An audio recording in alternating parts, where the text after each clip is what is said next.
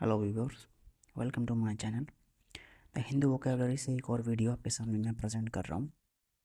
कुछ इंपॉर्टेंट हमेशा की तरह इंपॉर्टेंट वर्ड्स जिनके मीनिंग और सिनोनिम्स और एंटोनिम्स देखेंगे और कुछ इडियम्स हैं आज। तो चलिए स्टार्ट करते हैं। पहला वर्ड है एफ्लिक्टिंग। एफ्लिक्टिंग इसका मतलब है to cause somebody something to suffer pain sadness etcetera. यानी आप किसी को तकलीफ़ पहुंचा रहे हैं, किसी को आप एक कष्ट दे रहे हैं, तो वहाँ पर वर्ड यूज़ होता है एफ्लिक्टिंग। जैसे कि आप किसी एक्शन की बात यहाँ पे करी गई है तो इसका पार्ट ऑफ स्पीच वर्ब है। और हिंदी में अगर हम इसका मीनिंग दें, हिंदी में इसका मीनिंग है कष्ट देना। देना ये इसका हिंदी में मीनिंग हो जाएगा। इसके कुछ सिनोनिम्स हैं। ट्रबल यानी कि तकलीफ़, बॉदर परेशानी, बर्डन बोझ, डिस्ट्रेस एक चिंता। ठीक है। इसके अलावा इसका मीनिंग जो हो सकता है, एक प्लेगिंग भी हो सकता है। प्लेगिंग एक प्लेगिंग भी हो सकता है। एक बी डेवलिंग भी हो सकता है। बी बी डेवलिंग भी हो सकता है इसका मीनिंग। इसके जो एंटोनिम्स हो सकते हैं रिलीफ, कंफर्ट, सोलेस यानी कि एक आराम की सिचुएशन, एक शांति, एक पीसफुल जो है वो एक्टिविटी वहाँ पर यूज़ हो सकती है। एक कंफर्ट देना, कंफर्टिंग जोन कहते हैं कंफर्ट पहुँचाना। एक डिलाइटिंग यहाँ पर एक वर्ड यूज़ हो सकता है एज एन एंटोनिम एफ्लेक्टिंग का। नेक्स्ट वर्ड देखते हैं रेलिंक्विश। इसका पार्ट ऑफ स्पीच वर्ब है और इसका मतलब है टू विड्रॉ या गिव अप।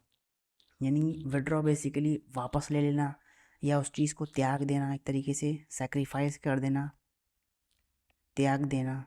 वहाँ पर हम वर्ड यूज़ करते हैं रिलिंक्विश। इसका सिनोनिम जो होगा वो वेव होगा। हम वेव ऑफ कर दिया यानी कि तरीके से गिव अप कर दिया। बैंक ने इतने बड़े बड़े अमीरों का जो है लोन वो वेव ऑफ कर दिया है। सरेंडर कर देना, फॉरगो कर देना, ये इसका मीनिंग हो सकता है।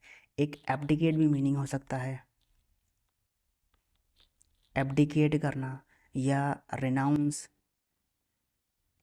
रेनाउंस यानी कि मैं रेनाउंस करता हूँ, अपनी विश वापस लेता हूँ, मैं अपनी विश वापस लेता हूँ, यानी इस तरीके से रेनाउंस करता हूँ मैं। इसका एंटोनिम्स हो सकते हैं कीप, रखे रहना, एक तरीके से अपने पास ही।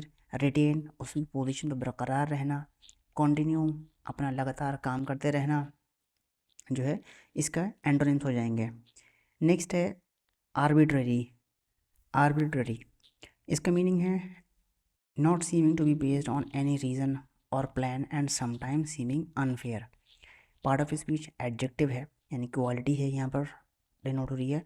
तो कह रहे हैं कि कोई भी बात का रख देना एक मन मुताबिक तरीके से, मन माने तरीके से, कोई रीज़न नहीं है, कोई प्लान नहीं है और अपनी अपनी आपने एक बात रख दी एक रैंडम तरीके से, या डिसीजन ले लिया आपने एक आर्बिट्ररी मनचाहा डिसीजन ले लिया आपने, जो कभी कभार अनफेयर होता है। वहाँ पर हम वर्ड यूज़ करते हैं आर्बिट्ररी। हिंदी में हम कहें तो मनमाना, मनमाना। इसके सिनोनिम्स हो जाएंगे एक एरेटिक यानी कि एक रैंडम, कोई भी बात कह दी एरेटिक तरीके से, कोई इसके पीछे लॉजिक नहीं, कोई मतलब नहीं उस चीज़ का। एक सब्जेक्टिव बात बोल देना, एक इलॉजिकल बात बोल देना। ठीक है। एक डिस्क्रिशनरी वर्ड यहाँ पर हम यूज़ कर सकते हैं, डिस्क्रिशनरी एक डिस्क्रिशनरी वर्ड यहाँ पर हम यूज़ कर सकते हैं। इसके साथ एक रैंडम वर्ड भी यूज़ कर सकते हैं हम एज एन सिनोनिम्स। कुछ एंटोनिम्स इसके हैं रैशनल होना, रीज़न होना, इक्विटेबल होना, एक बराबर सा रखना, एक लॉजिकल बात, एक रीजनेबल बात बोलना। ठीक है। इसके अलावा एक मैथडोलॉजिकल भी बोल सकते हैं यहाँ पर हम वर्ड, मैथडोलॉजिकल या मैथडिकल, या एक प्लान्ड यहाँ पर वर्ड यूज़ हो सकता है। नेक्स्ट है प्रोमिनेंट। एडजेक्टिव है क्वालिटी, मीनिंग है वेरी वेल नोन, इम्पोर्टेंट और फेमस। यानी कि एक प्रख्यात, एक प्रसिद्ध, एक महत्वपूर्ण बात का होना या किसी पर्सन का होना, किसी भी चीज़ का, वहाँ पर हम वर्ड यूज़ करते हैं प्रोमिनेंट। एक प्रोमिनेंट राइटर हमने देखे हैं, बहुत से देखे हैं, खुशवंत सिंह हैं और इसके अलावा बहुत से हैं।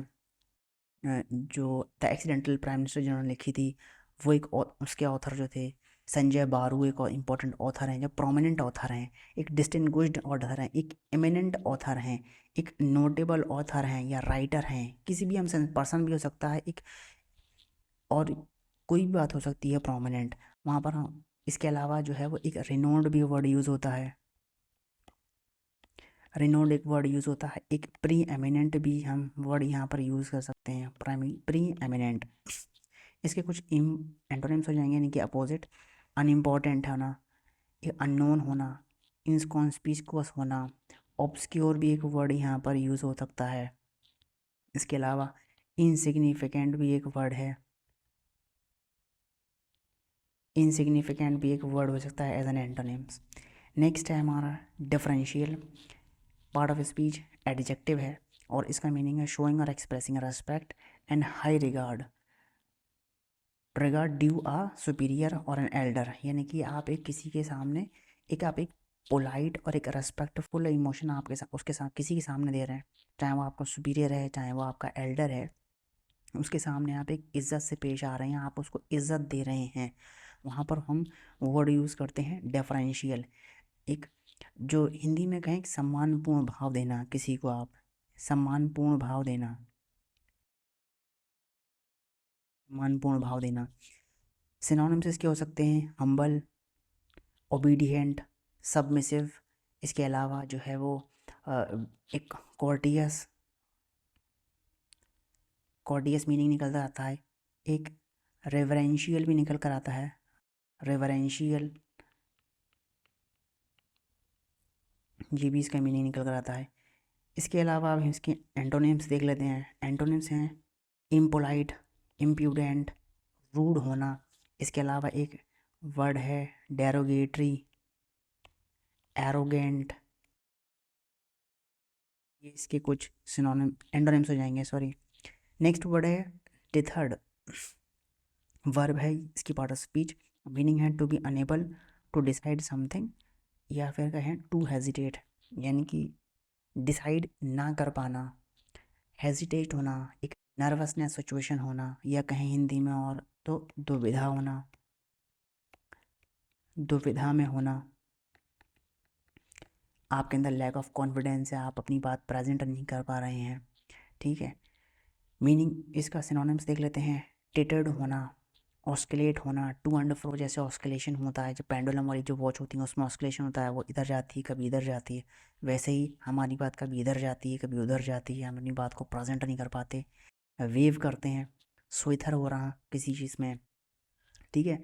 एक होता है वर्ड वैसिलेटेड, वैसिलेटेड हो जाएगा एक तरीके से, और फॉल्टर्ड, ये इसके सिनोनिम्स हो जाएंगे।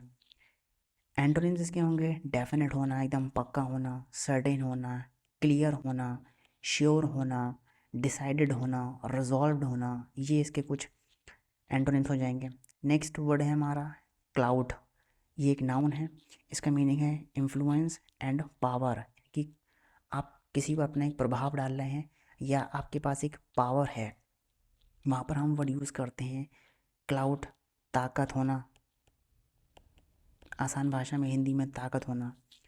सिनोनिम्स इसके देखते हैं डोमिनेंस, कब्ज़ा किसी के ऊपर है आपके पास, आपका एक कंट्रोल है, रेन होना, एक सेप्टर होना, जो लोकी की जो ये सेप्टर थी जब उसके हाथ में होती थी उसके पास बहुत सी पावर्स जनरेट हो जाती थी, वो डिफरेंट कैरेक्टर में चेंज हो जाया करता था, कोई भी रूप ले लेता था, वो सेप्टर आप इसे याद रख सकते हो, क्लाउड।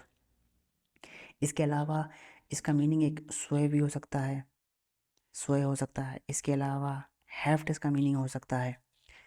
इसके एंटोनिम्स में देखते हैं कि वीकनेस, कमज़ोरी, हेल्पलेसनेस, बिल्कुल एकदम आप मजबूर हैं, कोई मदद नहीं कर पाएंगे, इनेबल होना, इनकेपेबल भी यहाँ पर आप वर्ड यूज़ कर सकते हैं।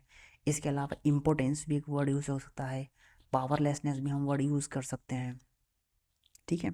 नेक्स्ट देखते हैं अपॉर्चून, एक एडजेक्टिव है, मीनिंग है इसका सुटेबल फॉर डूइंग समथिंग, या फिर डन और happening at a right time to be successful, यानी कि एक सही वक्त पर किसी का होना, काम का होना, अपॉर्चुनिटी का एडवांटेज ले लेना, ये एक राइट अपॉर्चुनिटी है, इस समय अच्छी वैकेंसीज निकल रही हैं, तो एक अच्छी अपॉर्चुनिटी है कि आप जॉब जल्द से जल्द पा सकें। तो एक अपॉर्चुनिटी है, एक राइट टाइम है, आप इस टाइम पे जॉब ले लें।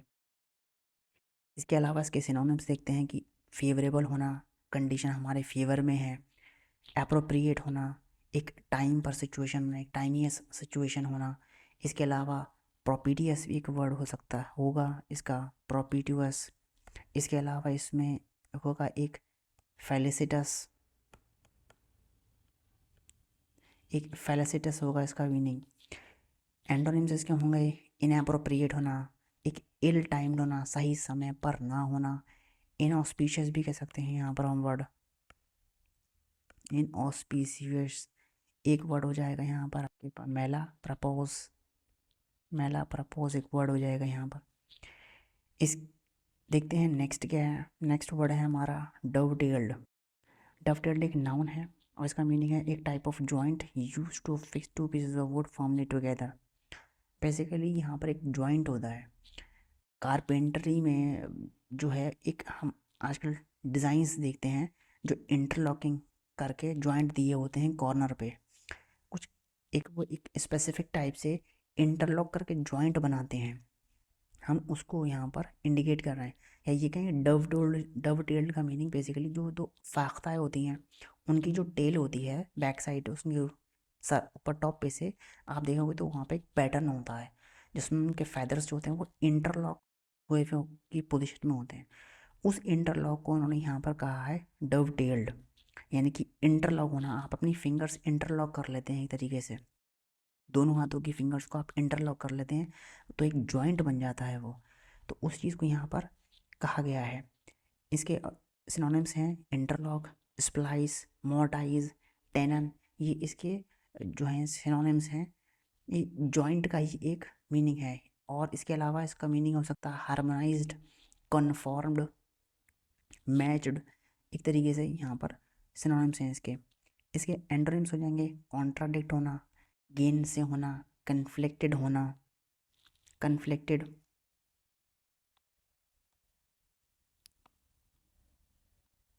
कन्फ्लिक्टेड होना, या फिर डिफर्ड होना। ये इसके एंटोनिम्स हो जाएंगे। नेक्स्ट है हमारा आयर। ये एक नाउन है, यानी इसका मतलब है एंगर, एक हिंदी में साफ साफ कहें तो क्रोध, गुस्सा। सिनोनिम्स इसके हो जाएंगे रेज, आउटरेज, फ्यूरर होना, एक फ्यूरी होना, फ्यूरी, रैथ। एंटोनिम्स इसके हैं डिलाइट, कंसोल, फॉरबियरेंस, प्लेजर, कंटेंटमेंट। ये इसके कुछ एंटोनिम्स हो जाएंगे। अब कुछ ईडियम्स देख लेते हैं। ईडियम्स हमारे कुछ हैं। In a nutshell, very briefly, given only the main points, in as few words as possible. यानी कि एक समराइज फॉर्म में बहुत ब्रीफली अपनी बात को कह देना। Giving only the main points, जब हम अपने नोट्स लिखते हैं तो हम उसमें सिर्फ इम्पोर्टेंट मेन पॉइंट्स लिख लेते हैं, या किसी बात को कम शब्दों में कह देना। ये कहें वो एक तकिया कलाम था, कभी सीधे सीधे इस बात को इतना समझो बस। ये कहते हैं कि मुद्दे की बात को पकड़ो। तो ये मीनिंग है हिंदी में कहेंगे अगर तो वहाँ पर हम इंग्लिश में ईडियम यूज़ करते हैं in a nut shell. Next है हमारा ले बेयर। इसका मीनिंग है टू रिवील, अनकवर, और टू मेक समथिंग नोन। यानी कि आप रिवील कर रहे हैं किसी बात को, जो है आप ओपन कर रहे हैं, उसके सामने एक्सप्रेस कर रहे हैं, अनकवर कर रहे हैं, या अपनी बात को कह रहे हैं किसी से, उसको बता रहे हैं, तो वहाँ पर हम ईडियम यूज़ करते हैं ले बेयर। नेक्स्ट है वाइप द स्लेट क्लीन। इसका मतलब है फॉरगट पास्ट डिसएग्रीमेंट और fault and make a fresh start. यानी कि पुरानी बातों को सब भूल जाओ, जो हुआ सो हुआ, उस पर मिट्टी डालो और एक नया स्टार्ट करो। नो प्रॉब्लम जो मूवी है अनिल कपूर जिसमें है, उसमें अनिल कपूर का एक तकिया कलाम होता ही है कि पुरानी बातों पे मिट्टी डालो। तो वही चीज़ यहाँ पर है, वाइप द स्लेट क्लीन। इसको वैसे भी समझ सकते हैं, बचपन में हम स्लेट यूज़ करते थे, उस पर चौक से लिखा करते थे, तो हम उस स्लेट को वाइप कर देते और उस पर फिर दोबारा हम लिखते थे। तो वही चीज़ है, उस पुरानी बात पे हमने इरेज कर दिया और उस पर दोबारा हमने लिखना शुरू कर दिया। तो वही चीज़ है, फॉरगेट पास्ट डिसएग्रीमेंट और fault and make a fresh start. Next idiom है हमारा go the whole hog, meaning to do something in a very thorough and complete way, यानी कि किसी भी चीज़ को करना इस तरह से कि बिल्कुल उसकी एक एक बारीकी के साथ उस चीज़ को करना, बिल्कुल अंदर डेप्थ में जाके पूरी डिटेल्स में जाके किसी काम को करना, एक कंप्लीट वे में किसी काम को करना। वहाँ पर इडियम यूज़ होता है go the whole hog. Last idiom है हमारा in tatters, meaning badly torn और डैमेज या रूइंड, बिल्कुल बुरी तरीके से फटा हुआ, ख़राब हुआ हुआ, रूइंड हुआ हुआ, बर्बाद हुआ हुआ, वहाँ पे हम वर्ड यूज़ करते हैं टैटर्स। ठीक है, तो ये कुछ इंपॉर्टेंट वोकेबलरी थी और कुछ इंपॉर्टेंट इडियम्स थे। बहुत ही मैंने आसान भाषा में और हिंदी में ट्रांसलेट करके और एग्जांपल्स के साथ मैंने ये वीडियो में आपको एक्सप्लेन की हैं सारे इडियम्स और वोकेबलरी। उम्मीद करता हूँ आपको ये वीडियो पसंद आएगा और जल्दी मिलते हैं एक और इम्पोर्टेंट वोकेबलरी के वीडियो के साथ। तो एंड करते हैं इस वीडियो को। Thank you and have a nice day.